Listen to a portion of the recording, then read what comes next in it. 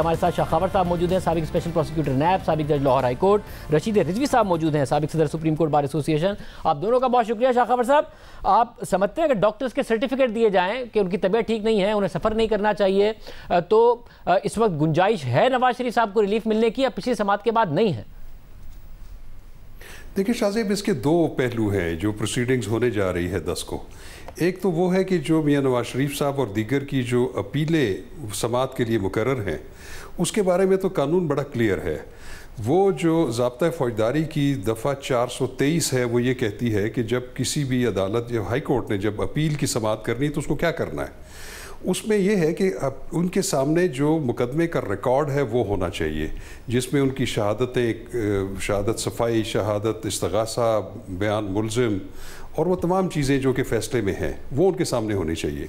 जहाँ तक कि अपील कुनंदा या उसके वकील का ताल्लुक़ है या प्रोसिक्यूटर का या कंप्लेनेंट का ताल्लुक़ है, तो अपील की स्टेज पे उनकी मौजूदगी जो है वो ज़रूरी नहीं है। अदालत इस बात का इख्तियार रखती है कि वो रिकॉर्ड देखने के बाद वो फैसला कर सकती है, अपील या मंजूर कर सकती है या ना मंजूर कर सकती है, या उसको दोबारा रिमांड कर सकती है रीट्रायल के लिए अगर उसमें कोई ऐसी सुकम मौजूद हो। तो अपील का फ़ैसला तो होना है। जो आपका पिछला हुक्मनामा था उसमें भी एक बात वाज़ेह थी कि ख़ुद हुक्मनामे में वाज़ेह है कि दोनों फ़रीक़ैन, अपील कुनंदा भी और प्रोसिक्यूशन साइड दोनों ने इस बात पे इत्तफ़ाक़ किया है कि अगर मियां नवाज शरीफ साहब को अगर एब्सकॉन्डर भी डिक्लेयर कर दिया जाए तो फिर भी अपील का फ़ैसला अपने मेरिट्स के मुताबिक होगा। तो वो तो उसमें तो कोई दूसरी राय नहीं है। जहाँ तक इस हुक्मनामे का दूसरा हिस्सा है कि वो मौजूद क्यों नहीं है, तो उनकी मौजूदगी के बारे में ये एक इस पर बड़ी लंबी बहस हो सकती है। मैं इस पर मुख्तसरन ये कहूँगा कि इस पे कानून पे अगर अमल दरामद होना है तो फिर इस हद तक होना है कि हाई कोर्ट, चूँकि वो अपील की अदालत है, वो ट्रायल कोर्ट नहीं है, किसी को भी इश्तिहारी मुल्ज़िम करार देना जो है दफ़ा 87 के तहत वो ट्रायल कोर्ट कॉम्पिटेंट होती है। लेकिन इस सूरत में जबकि कॉम्पिटेंट कोर्ट जो थी, जो अकाउंटेबिलिटी कोर्ट, वो तो फंक्टस ऑफिशियो हो गई है, उसने फ़ैसला दे दिया है जिसकी अपील हाई कोर्ट में है। लेकिन ऐसी सूरत में भी जबकि इस केस में हाई कोर्ट ने 8 हफ्ते के लिए सज़ा मुअत्तल की थी, फिर पंजाब गवर्नमेंट को ये इख्तियार दे दिया था सेक्शन 401 के तहत कि वो इसका फ़ैसला करेंगे। उन्होंने 27 फरवरी 2020 के बाद इसमें एक्सटेंशन नहीं की उनकी सज़ा की मुअत्तली में।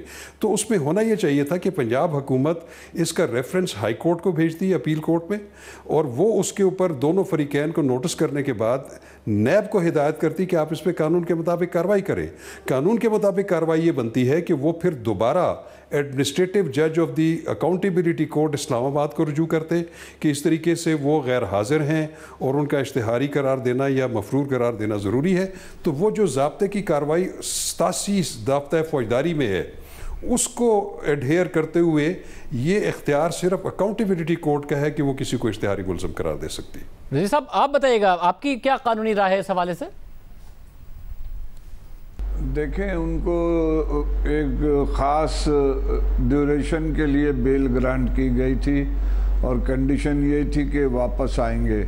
अब कुछ स्पेशल सर्कमस्टांसेस हुए हैं, 3-4 महीने, 5 महीने, दुनिया भर में मेडिकल सेंटर्स में, बड़े बड़े हॉस्पिटल्स में इलाज ऑर्डनरी सिटीजन्स के इलाज नहीं हो सके हैं। सबका फोकस कोरोना था।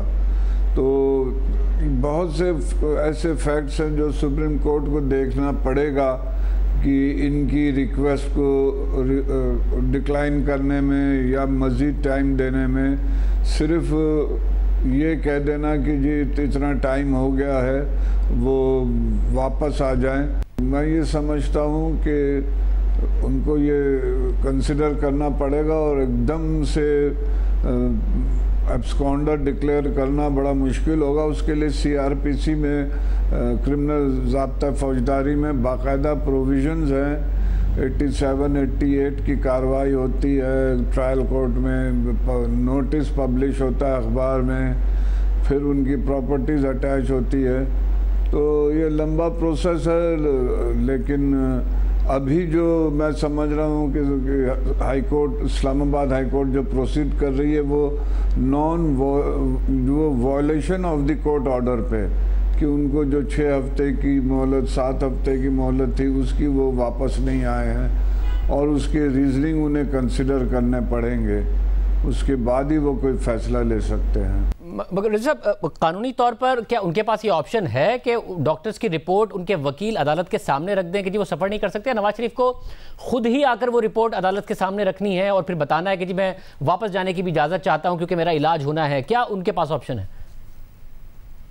ये बड़ी अजीब बात हो जाएगी। वो उनकी एब्सेंस में भी एक्सटेंड कर सकते हैं, जब उनकी एब्सेंस में उनकी बेल रिकॉल कर सकते हैं, उनके खिलाफ उनको एब्सकॉन्डर डिक्लेयर कर सकते हैं, तो उनकी एब्सेंस में वो टाइम भी एक्सटेंड कर सकते हैं। दोनों पॉसिबिलिटी है। इस तरह से एकदम एक्सट्रीम स्टेप लेना मुश्किल हो जाएगा। मतलब और अल अजीज़िया में जो उनकी अपील है, ज़ाहिर एक पूरा मुकदमा जो नून लीग बनाती है जो अरशद मलिक के हवाले से, क्या वो भी खारिज हो सकती है अगर वो नहीं आते? उस पर तो मैं समझता हूँ उन्होंने मीमो ऑफ अपील अमेंडमेंट करने की दरख्वास्त दी है। उसमें पहला इशू तो यही चलेगा कि जज वॉज बायस, और क्या उस अगर बायस था तो उसके फैसले पर रिलाई किया जा सकता है या नहीं। ये इशू तो मैं समझता हूँ है कि उसके एब्सेंस में भी सुना जा सकता है कि जज बायस था या नहीं था। शाखावर साहब, आप बताइएगा, एब्सेंशिया में कोई सज़ा हो सकती है नवाज शरीफ साहब को पेश ना होने की सूरत में?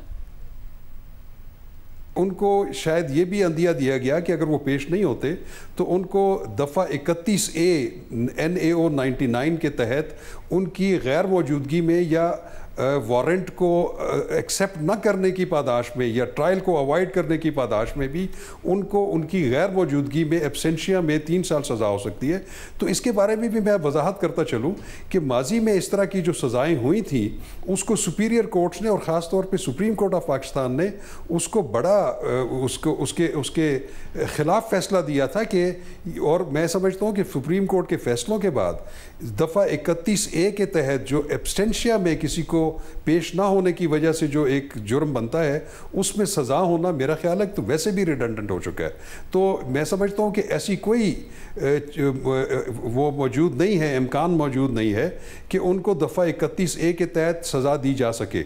वो भी तब मुमकिन है कि जब वो इश्तिहारी मुलज़िम डिक्लेयर हो जाएं तो फिर नैब एक नया रेफरेंस अकाउंटेबिलिटी कोर्ट में जमा कराए, लेकिन उसको भी फिर अकाउंटेबिलिटी कोर्ट इस टच स्टोन पे देखेगी कि सुपीरियर कोर्ट्स ने दफ़ा 31A ऑफ द NAO 1999 के बारे में क्या फैसले दिए हुए। बहुत शुक्रिया। शाखावर साहब हमारे साथ मौजूद थे, रशीद रिजवी साहब हमारे साथ मौजूद थे। एक दिन रह गया है, कल नवाज शरीफ को सरेंडर करने के लिए कहा गया था, परसों समाअत होनी है, फैसला अदालत ने करना है।